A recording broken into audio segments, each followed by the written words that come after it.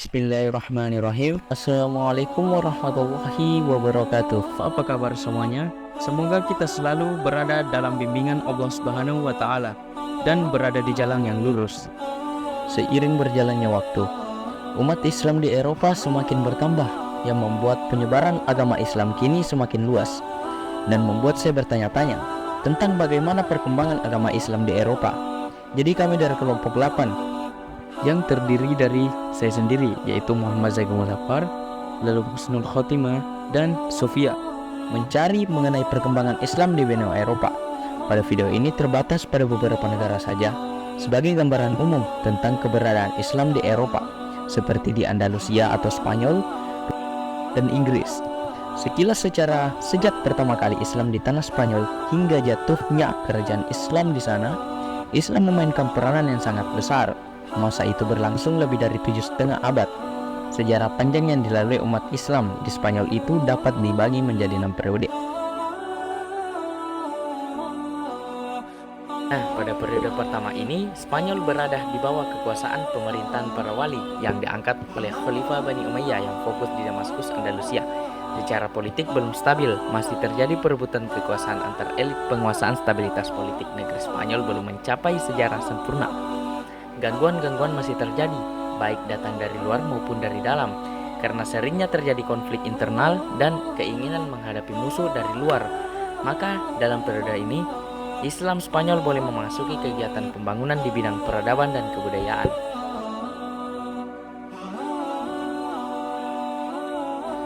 Periode kedua ini, Spanyol berada di bawah pemerintahan seseorang yang bergelar Amir, sebutan untuk panglima atau gubernur, tetapi tidak tunduk kepada pusat pemerintahan Islam yang ketika itu dipegang oleh Khalifah Abbasiyah di Baghdad.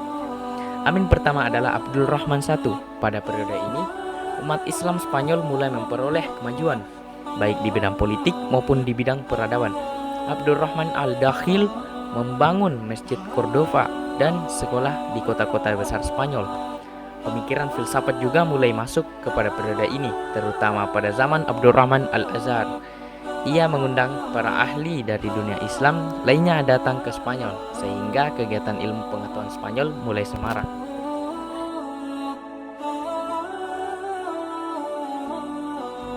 Pada periode ini, ada 3 khalifah besar yang memerintah, yaitu Abdul Rahman al-Nasir, Hakam II, dan Hisham II. Periode ini, umat Islam Spanyol mencapai puncak kejayaan, menyaingi kejayaan Daulah Abbasiyah di Baghdad. Awal dari kehancuran Khalifah Bani Umayyah di Spanyol adalah ketika Hisham naik tahta dalam usia 11 tahun.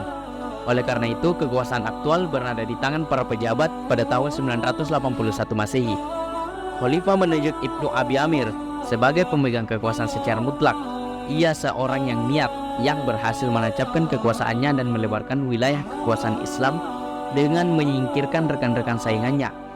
Atas keberhasilannya, ia mendapat gelar Al-Mansyur bila ia wafat pada tahun 1002 dan digantikan oleh putranya Abdul Malik Al-Muzaffar. Namun ia wafat pada tahun 1008. Beberapa tahun saja, negara yang tadinya makmur kemudian dilanda kekacauan, akhirnya pada tahun 1013.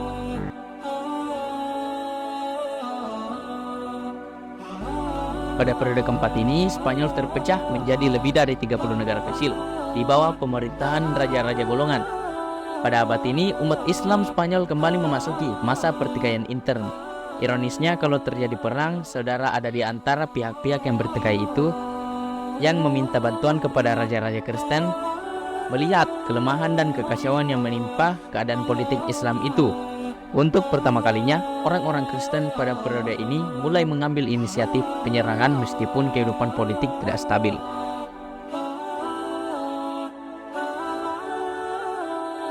Pada periode ini, umat Islam Spanyol di bawah kekuasaan orang-orang barbar dari Afrika Utara yang dipimpin oleh Yusuf bin Tashfin mendirikan Daulah Murabitin, kemudian datang ke Spanyol untuk membantu mengusir umat Kristen yang menyerang Sheffield pada tahun 1086 Masehi.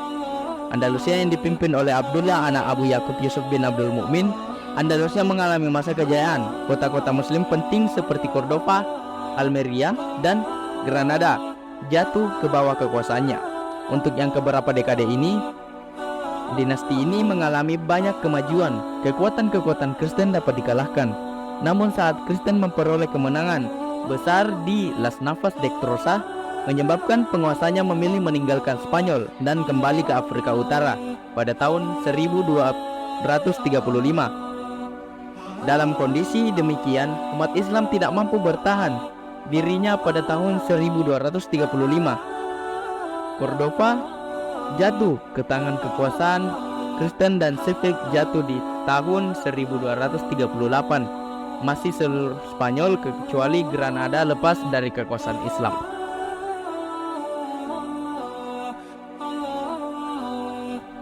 Pada periode terakhir ini, Islam hanya berkuasa di daerah Granada di bawah dinasti Bani Ahmad. Peradaban kembali mengalami kemajuan seperti zaman Abdurrahman An-Nasir. Akan tetapi secara dinasti, politik ini hanya berkuasa di wilayah kecil. Kekuasaan Islam yang merupakan pertahanan terakhir karena ancaman. Saat terjadi pemberontakan, ayahnya dibunuh dan digantikan oleh Abu Abdullah Muhammad bin Yusuf bin Nasr. Kemudian ia meminta bantuan kepada Ferdinand dan Isabella untuk menjatuhkan kekuasaan Muhammad ibnu Sa'ad. Dua penguasa Kristen ini dapat mengalahkan penguasa yang sah, juga Abu Abdullah. Ferdinand dan Isabella yang mempersatukan dua kerajaan besar Kristen melalui perkawinan itu cukup merasa puas. Keduanya ingin merebut kekuasaan terakhir umat Islam di Spanyol.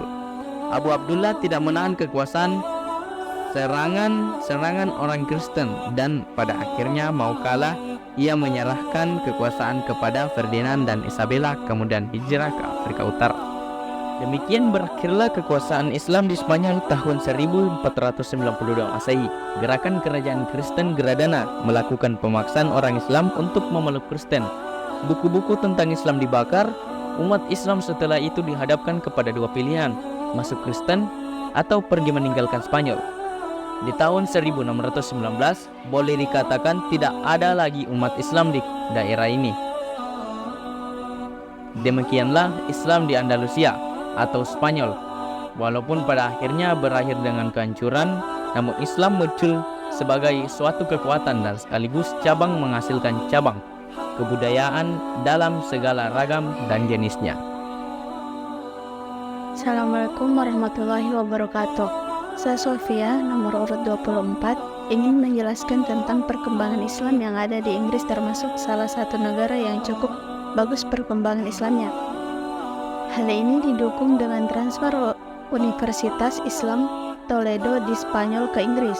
Sejak saat itu, Inggris mempunyai Universitas Cambridge dan Oxford University. Salah satu tokoh yang amat berjasa dan aktif dalam penyebaran ilmu pengetahuan agama Islam ialah menggantinya menjadi Petrus Alfonsi dan beliau menjadi dokter Istana Raja Henry. 1. Pengembangan Islam dilakukan tiap hari libur seperti hari Sabtu dan Ahad, baik untuk anak-anak maupun orang dewasa. Beberapa organisasi Islam yang ada di Inggris adalah salah satu adalah Council of Europa atau Majelis Islam Eropa yang berfungsi sebagai pengawas kebudayaan Eropa. 2. The Union of Muslim Organizations, Persatuan Organisasi Islam Inggris. 3.